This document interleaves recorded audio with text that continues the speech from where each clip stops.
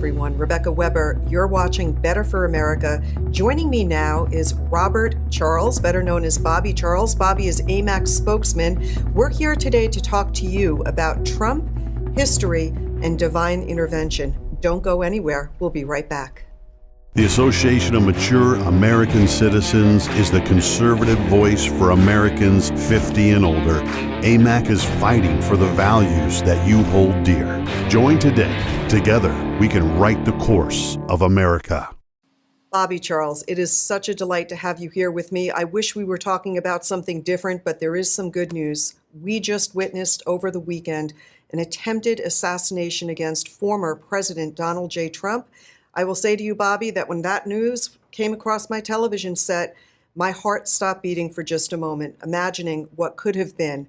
I am so grateful to hear that our president, Donald J. Trump, is okay, and our hearts do go out to the others who were injured, specifically to this hero firefighter, Corey Compatore, who died as a hero, essentially laying his life physically and quite literally to shield and cover his children. He took a bullet and is dead. So our prayers do go out to this hero firefighter, Corey Compatore. I hope I'm saying his name properly there.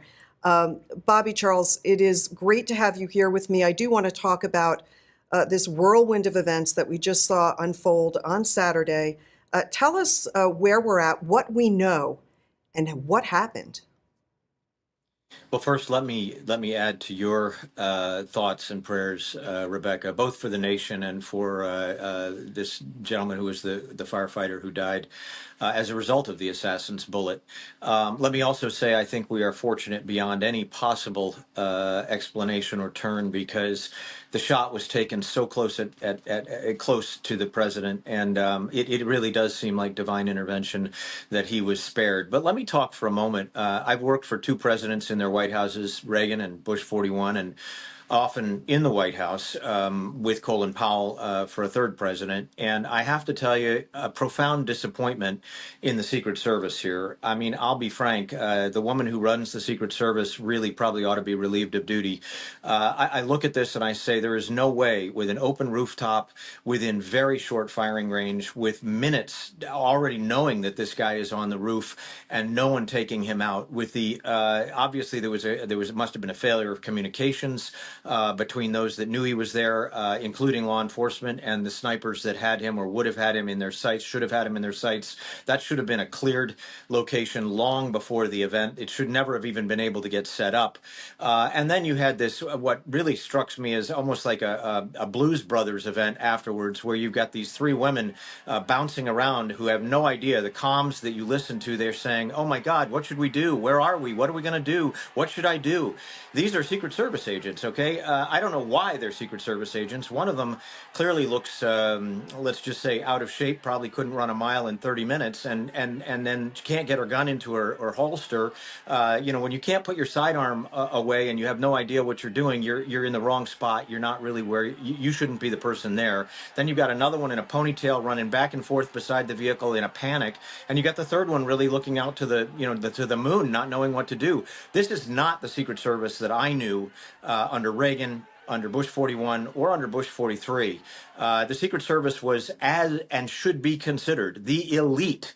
It is the elite federal law enforcement agency. I've worked with ATF, DEA, FBI, and I know these Secret Service guys. They are the best of the best traditionally. So either the training has fallen down, or there's no priority on Donald Trump, so they put agents there, they're in training or something, or there's no priority, things roll downhill. And if the leader of the organization is not inspired and focused and selfless and directed, that flows all the way down to the field level. So I will tell you, fundamentally, that first shot should never have gotten off. And secondly, the response, in my view, was subpar.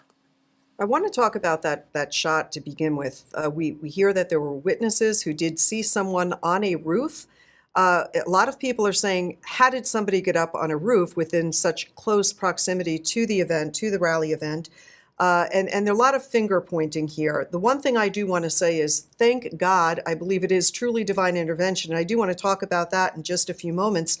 But the burden, in my view, Bobby, is on media today to understand that the kind of rhetoric that we've been hearing over the last 18 months, 2 years, the attacks against not only Donald Trump, but MAGA Republicans, the horrific picture that the New Republic magazine put on the cover of their magazine depicting Donald J. Trump as Hitler. This has got to stop. And there is a certain responsibility, a burden on media and news media and mainstream media to tamp down the rhetoric. What kind of influence do you think those on the radical left have had in are we that surprised that we're seeing this unfold? Should we be shocked, or is this Rebecca, something that we expect when we hear the things, this type of hate and vitriol coming from so many people in positions of leadership and power? Rebecca, AMAC has been writing about the need to turn the rhetoric down and to stop the talk that would inspire political violence for 2.5 years. We have been very methodical, article after article, saying this is dangerous, it leads to a bad place. I want you to think with me, and I'm going to speak very bluntly, more blunt than I usually am. I want you to think with me about the sequence of events. After the Dobbs decision, which overturned Roe, you had a Speaker of the House and a Majority Leader pushing violence in the streets. We almost had a Supreme Court Justice assassinated. We have heard again and again the behaviors on the part of this president, just really shocking. The Biden behaviors. He set up a press conference in which he glowed himself or bathed himself in red light, put a Marine, really misuse of the Marines, put a Marine on both sides of him, looked like he was used the words enemies of the people to describe MAGA Republicans and ultimately half of the nation who had voted for Donald Trump. He described them as enemies of the people. This is the exact language that was used by the Bolsheviks at the beginning of the last century. It is the exact language that was used in the French Revolution, which stirred violence all over that country. How he could have even begun to think about doing that, I can't even imagine. But the demonization, Rebecca, of Donald Trump has been a methodical, progressive, ongoing event, such that just a couple of weeks ago, you had Joseph Biden saying that there ought to be a target on President Trump's back. Look, I'll be very blunt about this, as I think J.D. Vance was. This entire incident lies at the feet of Joe Biden, Nancy Pelosi, Schumer, and all of those Democrats who have been apologists now, and now have decided all of a sudden political violence isn't something they're going to continue to advocate. I guess I'll believe it when I see it. I see people like Jared Golden in the state of Maine going out there and saying, oh, we can't be politically violent and we need to correct ourselves. You know what? Mr. Golden, where the hell were you for the last 3 years when you went along with all of this violence and the Joe Scarboroughs and the rest of them in the media saying, go after this man, he's evil, he's a fascist, we can't have him, it's existential threat to the United States. Rebecca, the Bible's pretty clear about it. What they are doing is they are reaping what they sowed. And the problem is it almost devastated our nation. Yes, that is so true. And here we are at the Republican National Convention, where Trump is going to be announcing his VP pick. I pray that American people understand that kind of an attack against a former president is unacceptable. It's not what we do here in America. And what a terrible comparison to draw. Here we have a former president who is successful in so many ways on the economy, keeping America secure, dealing very well with our adversaries and our allies, really building stronger relationships across the globe. We had a president who has a track record of being very inclusive. His own children are Jewish. He has done so much to protect religious freedom here in America and abroad. And this is a man that they want to closely paint as being some dictator. That has got to stop because there are too many people out there who are not doing their homework, who are lonely, who are mentally disturbed, who will grab onto that kind of information and think that they will be some hero of the day if they stop this evil madman, which we know Trump is everything but the opposite. So we need to see more responsibility. We need to see that in all forms of leadership, including major news media outlets. They have got to tamper it down. Do you think that is sort of what might unify this country in a sense? Do you think, Bobby, that perhaps people are at a reflection point saying, it's not worth it?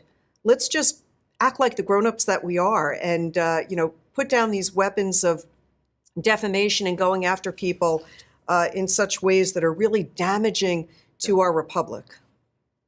I hope so, Rebecca. I really do. Sometimes if you're in a noisy room and someone brings a hand down on the table fast and slaps it, and there's a sudden moment where people think again about what they should be doing and what they're not doing. I've traveled around the world, and I ran programs in 50 countries tied to rule of law and law enforcement for Colin Powell. And I'll never forget one time I was in a conversation with Secretary Powell after we left the State Department, and I said to him, sir, it feels like the past was a safer place than where we are today. And he said, Bobby, don't ever nostalgize the 1960s. We lost a president, we lost an attorney general and a presidential candidate, and we lost a major civil rights leader. There were buses encircling the White House so that it would not be overrun. So the nutshell version on this is, I would like to believe this is a very sobering moment. I would like to believe the American people, as you have pointed out, are going to come to their senses and recognize that demonizing another political party or candidate is just the wrong thing to do. We've never done that in our history. We have never called out another candidate as evil. That's a reckless and irresponsible act by leadership. Leadership should be calming. They should be focused on issues. They should not be trying to demonize, frankly, a very good former president. Very well said. And I do think it's so important that we don't dismiss history. Bobby, we were talking earlier about divine intervention, and we've seen this in our past. If we do reflect, we do see that in other situations of our past. Had situations gone differently, we wouldn't be the America that we are today. So I wanted to reflect a little bit on how the way that Donald Trump, just the way that he leaned, the way that he tilted his head, the fact that this bullet barely grazed the side of his ear. I understand that he was up and about, even golfing, I'm hearing.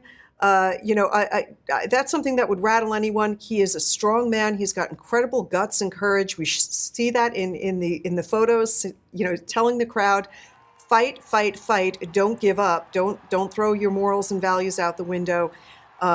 He's such an inspiration. But I can't help but think, and I had the chills when I was watching, Bobby, the replay here, how close it was, and the fact that he is alive and well today. That's got to be Providence. It really, I think the hand of divine providence really, as it has throughout our American history, played into that day. There's no other way to look at it. First, from the vantage point of the aggressor's intent, his position, what he had as a firearm, the fact that he didn't kill the president is really stunning in itself. It's a miracle. But I go back in time and I think about what has happened, the impact this will have on us as a country, the impact it will have on Donald Trump as a man.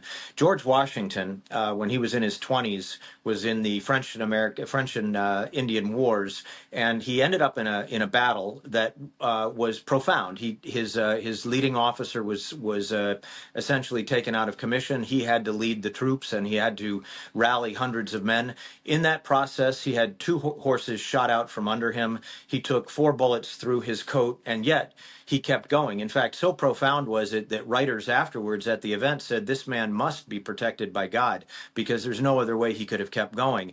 If he had not survived, he wouldn't have led the Revolutionary War. America might not be America. He wouldn't have been our first president. Who knows what would have happened? Similarly, Theodore Roosevelt, who stormed San Juan Hill in 1898 in the Spanish-American War, 144 men were killed around him. He led the charge, and he was not killed. And then, lo and behold, in Milwaukee, after that, he's giving a speech. An assailant shoots at him, shoots right to his chest. He happens to have a glasses case made of metal in his vest pocket with some papers.